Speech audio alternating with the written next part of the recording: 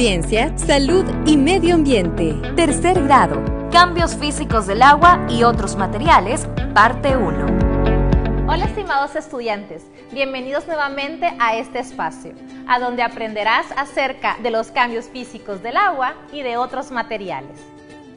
La naturaleza y todo lo que nos rodea está conformado por materia. Los árboles, las plantas, los ríos, los animales, los seres humanos e inclusive nuestras casas y también los objetos que la contienen. La materia no es la misma para todos. Existen algunas sustancias que pueden encontrarse en uno de los tres estados físicos de la materia, como son los sólidos, por ejemplo, las piedras, el estado líquido, los refrescos, y el estado gaseoso, el vapor de agua y el aire.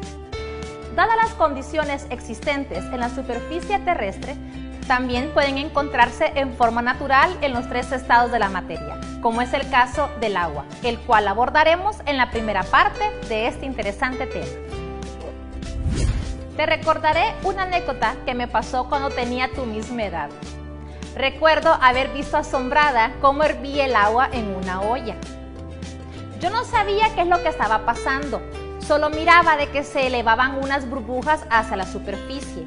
Yo creí por un tiempo que el movimiento del agua caliente hacía de que se formara aire y luego este bajara al fondo de la olla y ascendiera en forma de burbujas escapando a la superficie. Es decir, para mí eso era mágico. Pero al investigar en distintas fuentes bibliográficas, en libros, en revistas y en mis apuntes de clase, descubrí que no era así. Realmente las burbujas era agua en forma de gas.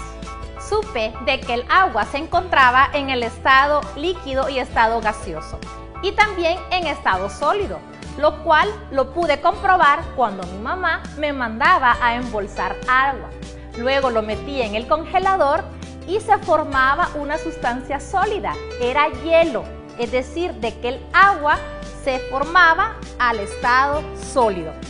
Como verás, el agua se encuentra en tres estados físicos, sólido, líquido y gaseoso, y por tanto puede relacionarse con los recursos hídricos de la Tierra a partir del ciclo hidrogeológico, como lo vas a ver a continuación.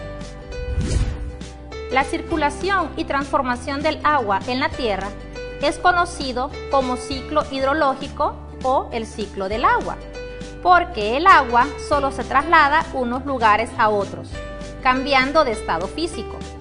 El calor del sol provoca la evaporación del agua y la transpiración o evapotranspiración de los seres vivos.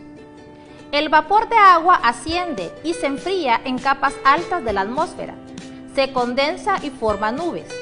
Las nubes se trasladan y dan origen a precipitaciones de lluvia, granizo o nieve. Parte del agua de las precipitaciones es devuelta hacia los mares directamente o mediante la escorrentía superficial. Otra parte es filtrada en el terreno, constituyendo las aguas subterráneas que irán hacia los océanos, pero más lentamente.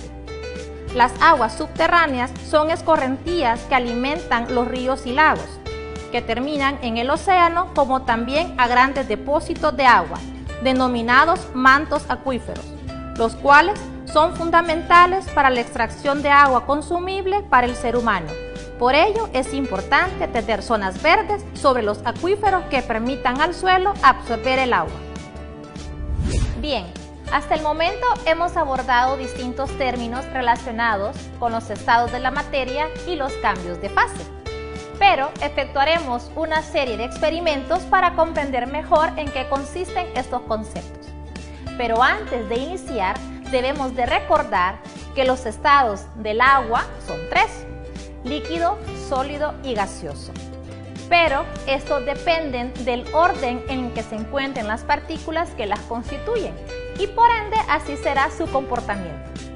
Para el primer experimento vamos a necesitar un cubo de hielo, un trozo de margarina y dos recipientes que soporten el calor. Podemos utilizar dos variantes: una placa de calentamiento o el calor generado por la luz solar. Bueno, eso depende a opción tuya. Lo importante que sea un punto en común, el calentamiento. En el primer recipiente vamos a colocar el cubo de hielo y en el otro recipiente un trozo de margarina. Los ponemos sobre la placa de calentamiento. Observa los resultados y anótalos.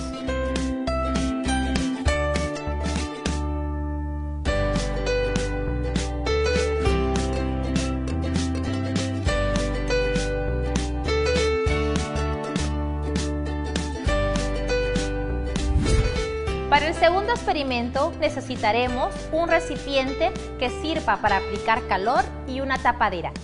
Agua en cantidad suficiente que pueda llenar a la mitad de la capacidad del recipiente, no a su totalidad, y una placa de calentamiento o la cocina, pero para usarla, por favor, apóyate de un adulto para que tengas supervisión y evites quemarte. Yo ya tengo adelantado un poco mi experimento. He puesto mi recipiente conteniendo agua y con la alta temperatura esperaré a que llegue a ebullición. Para ello, con la ayuda de un marcador, realizaré una marca en la cual esta será mi señal para ver qué está sucediendo con el agua. Observa y anota tus resultados.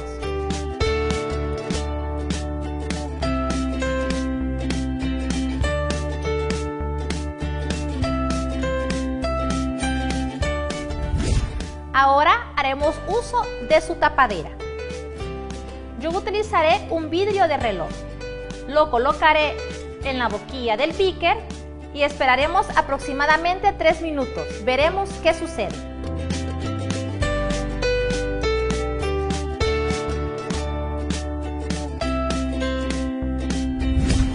Para el tercer experimento veremos cómo un globo se infla solo. Y para esto utilizaremos los siguientes materiales: una botella de plástico, un recipiente que pueda servir para aplicar calor, un globo, un alfiler y una cinta adhesiva. Para empezar, colocaremos el globo en la boquilla de la botella de plástico. Luego, verteremos el agua previamente caliente en el recipiente.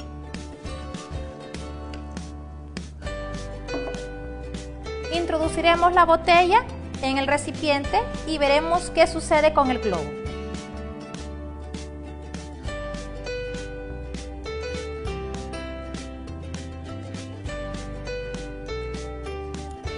Luego colocaré un trozo pequeño de cinta adhesiva en uno de los lados del globo.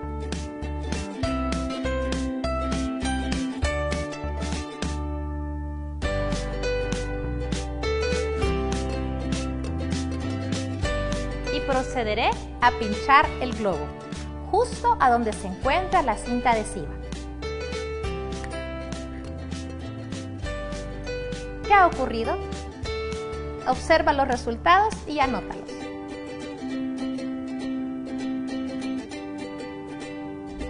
Como vistes, en los 3 experimentos, las diversas sustancias cambiaron de fase. En el primer experimento, tanto el cubo de hielo como el trozo de margarina se derritieron. Este proceso se denomina fusión. Es el paso del estado sólido al estado líquido, debido a un aumento en su temperatura, generado por la luz solar o, en nuestro caso, por la placa de calentamiento. En el segundo experimento, lo que sucedió es que también se calentó el agua, pero el proceso que surgió fue el de la evaporación, es decir, pasó del estado líquido al estado gaseoso. Y también lograste observar una disminución en su volumen. Ahora bien, al poner la tapadera y quitársela, pudiste observar cómo se desprendió una cantidad de vapor del recipiente. Y en la parte interior de la tapadera se observaron gotas pequeñas de líquido. Esto era el paso del estado gaseoso al estado líquido, proceso denominado condensación. Ahora, en el tercer experimento, el agua caliente calentó el aire que se encontraba en el interior de la botella, por lo tanto infló el globo. cuando colocamos la cinta adhesiva, lo que permitió fue que al introducir el alfiler, esto evitara una explosión violenta. En los sólidos, las partículas están unidas por fuerzas de atracción muy grandes, por lo que se mantienen fijas en su lugar. Solo vibran unas al lado de otras, permitiendo que conserven su forma y volumen definido. En cambio, los líquidos tienen las partículas unidas, pero con fuerzas de atracción más débiles que en los sólidos, de modo que las partículas se mueven y chocan entre sí, vibrando y deslizándose unas sobre otras, siendo esta la razón por la que los líquidos adoptan la forma del recipiente que los contiene. No obstante, en los gases, las fuerzas de atracción son casi inexistentes, por lo que sus partículas están muy separadas unas de otras y se mueven muy rápido en cualquier dirección, trasladándose incluso a largas distancias. Por ello es que pueden adoptar el tamaño y la forma del lugar que ocupan. ¿Sabías que el agua es la única sustancia en la Tierra que puede estar naturalmente en los 3 estados físicos? Sí, es cierto. Dependiendo de la temperatura y la presión atmosférica, el agua puede cambiar de un estado a otro, proceso que se denomina cambio de fase física. Debido a esto, algunas regiones geográficas del mundo experimentan humedad, lluvia, nieve o incluso una combinación de los 3. En todos ellos, las moléculas son idénticas y las diferencias se deben al tipo de interacciones que existen entre ellas en cada caso, las cuales son: solidificación, es el paso del estado líquido al estado sólido; fusión, es el paso del estado sólido al líquido; evaporación, es cuando la sustancia es sometida a un aumento de temperatura y pasa del estado líquido al gaseoso; condensación, es el paso del estado gaseoso al líquido; sublimación, es cuando la sustancia en estado sólido pasa a estado gaseoso sin pasar por el estado líquido. La ley de la conservación de la materia se atribuye comúnmente a Antoine Laurent Lavoisier, químico francés que propuso esta ley en 1789. Fue uno de los pocos químicos de su tiempo que valoró plenamente la importancia de la masa de los compuestos en una reacción química, igual al inicio y al final del proceso. El enunciado dice: en cualquier cambio de estado, la masa total se conserva, o la materia ni se crea ni se destruye, siempre se conserva. Según el enunciado anterior, podríamos preguntarnos: ¿nada en la Tierra desaparece? Sabemos que la nieve desaparece cuando le da el sol y que el fuego hace desaparecer la madera, pero eso no es lo que ocurre realmente. La nieve se derrite debido al cambio de temperatura, cuya energía es proporcionada por la luz solar. Se vuelve agua y si la temperatura sigue aumentando, se convierte en gas que se eleva en la atmósfera. La madera se convierte en ceniza y en humo. La materia nunca se crea ni se destruye, únicamente cambia de forma o estado. Muy bien, en este capítulo aprendimos que todo lo que nos rodea se encuentra en un cambio continuo, y es porque está constituido de materia, y la materia también se encuentra en constante cambio. Algunos elementos de la materia pueden cambiar, ya sea en apariencia, y otros elementos cambian en su composición, y estos no pueden ser vistos a simple vista. Cuando cambia la materia en sus propiedades físicas, cambia su estado, su apariencia física, y por eso se denomina cambio físico. Por tal razón es que en este capítulo abordamos los cambios físicos del agua y efectuamos 3 experimentos. Ahora veremos cuánto hemos aprendido respondiendo unas breves preguntas. ¿Cuáles son los estados de agregación de la materia? Muy bien, sólido, líquido y gas son los estados de agregación. Dadas las condiciones que existen en la superficie terrestre, ¿cuál es la sustancia que puede hallarse de modo natural en los 3 estados de agregación? ¡Excelente! El agua. Es el paso del estado sólido al líquido. es la fusión, otra vez en lo correcto, no me extraña. Hemos llegado al final de este interesante capítulo. Espero que te haya gustado y hayas aprendido tanto como yo lo hice. Te espero la próxima semana en este mismo espacio.